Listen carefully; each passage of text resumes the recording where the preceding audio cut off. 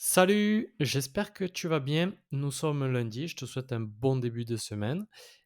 Aujourd'hui, on continue avec Eugène Schwartz, Breakthrough Advertising, les 3 dernières techniques de copywriting pour avoir une page de vente qui vende au taquet. Cette technique s'énonce, enfin la technique numéro 5, c'est la mécanisation. Dans ce cas, ton prospect veut savoir comment fonctionne ton produit et ça arrive à peu près tout le temps, à part si ton produit est très simple, hein. Et donc il veut savoir comment ça fonctionne et toi, tu vas expliquer par des preuves. L'idée, c'est que tu arrives à jouer 2 rôles, celui du copywriter qui veut vendre et celui du prospect qui essaie de comprendre de comprendre comment ça fonctionne et tu dois anticiper la question. Nommer le mécanisme, ça, c'est ça. Décrire le mécanisme parce que le prospect ne comprend pas ou parce que tout le monde utilise le même mécanisme. Il faut donc expliquer pour se différencier dans ce cas-là. Présenter le mécanisme et donner une bonne affaire. Une réduction doit toujours être justifiée.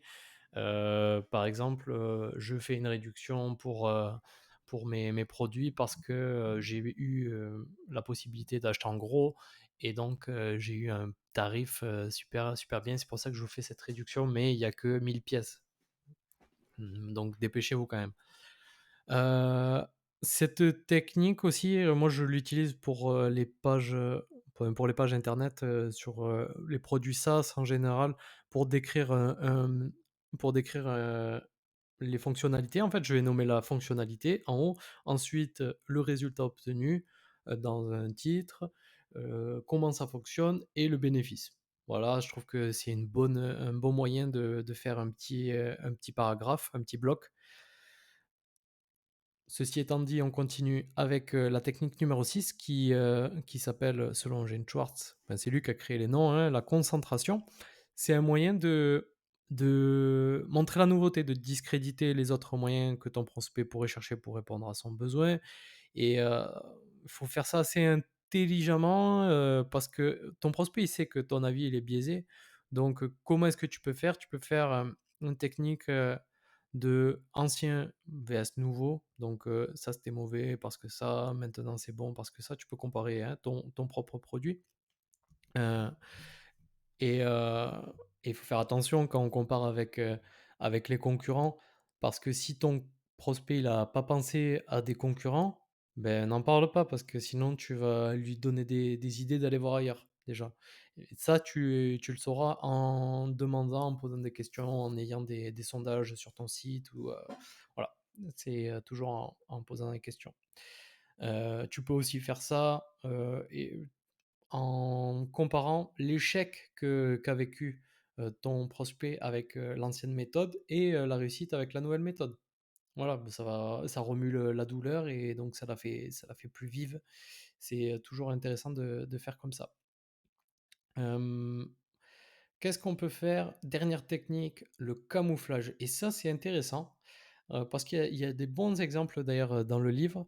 L'idée, c'est de placer ta publicité dans un magazine et de le faire, se marier avec les articles en empruntant les codes des articles, en empruntant les polices, les en fait, en fonction du magazine dans lequel tu te trouves, il faut arriver à reprendre un petit peu les codes du journalisme.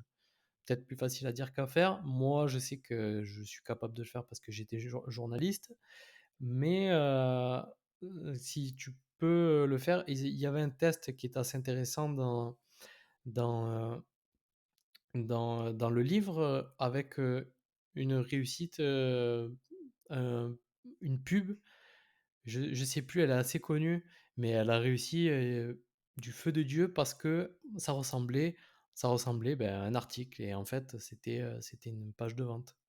Donc voilà, pense-y si tu dois écrire une publicité pour ton produit qui va apparaître sur du print, dans un article, enfin dans un canard, dans un journal, eh bien, tu essaies de faire que ça colle un petit peu à ce qui est proposé.